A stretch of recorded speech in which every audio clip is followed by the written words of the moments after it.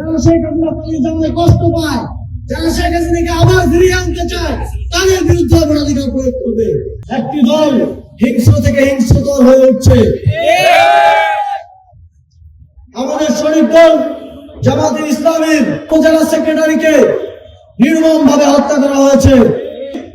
একটি দল বিগত সময়ের মতো ফ্যাসিবাদী আওয়ামী লীগের মতো আবারও হামলা মামলা সন্ত্রাসকে ক্ষমতায় যাওয়ার সিঁড়ি হিসেবে বেছে নিচ্ছে। আমরা তাদেরকে হুঁশিয়ারি করে বলে দিতে চাই, এবার 11টি দল ঐক্যবদ্ধ হয়েছে। বাংলাদেশের মানুষ ভোটাধিকার প্রয়োগের জন্য ঐক্যবদ্ধ হয়েছে। তাদের এই সন্ত্রাসী কার্যক্রম আর মেনে নেওয়া হবে না। আমরা আপনাদেরকে নিশ্চয়তা দিতে চাই, ভোটের দিন কেন্দ্রে সুষ্ঠু পরিবেশ আপনারা ভোট দিতে পারবেন, সেটা নিশ্চিত করার জন্য 11 দলীয় জোট আমরা সেখানে উপস্থিত থাকব।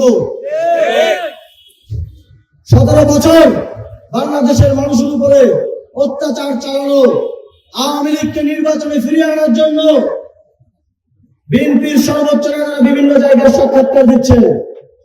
আওয়ামী লীগকে রাজনীতিতে ফিরিয়ে আনার জন্য তারা বলছেন যে আজকে যদি আওয়ামী লীগকে নিষিদ্ধ করা হয়, কালকে যে আমাদেরকে নিষিদ্ধ করা হবে না, এর নিশ্চয়তা কোথায়?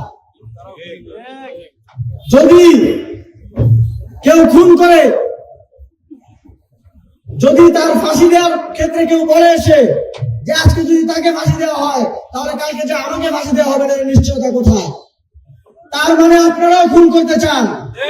তার মানে আপনারাও জুলাইতে যে গণহত্যা সাধিত হয়েছে, আবার তা করার চিন্তা আপনাদের মাথায় রয়েছে।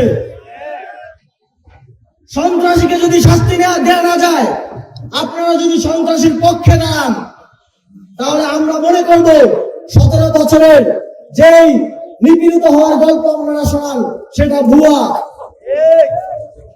যে সন্ত্রাসীকে প্রশ্রয় দেয়, সন্ত্রাসীর পাশে দাঁড়ায়, তার অপরাধও সমান। বাংলাদেশের জনগণ এবারের নির্বাচনে ফ্যাসিবাদীদের বিরুদ্ধে তাদের ভোটাধিকার প্রয়োগ করবে এবং ফ্যাসিবাদীদেরকে যারা সহায়তা করছে, যারা শেখ হাসিনা পালিয়ে যাওয়াতে কষ্ট পায়, যারা শেখ হাসিনাকে আবার ফিরিয়ে আনতে চায়, তাদের বিরুদ্ধে ভোটাধিকার প্রয়োগ করবে।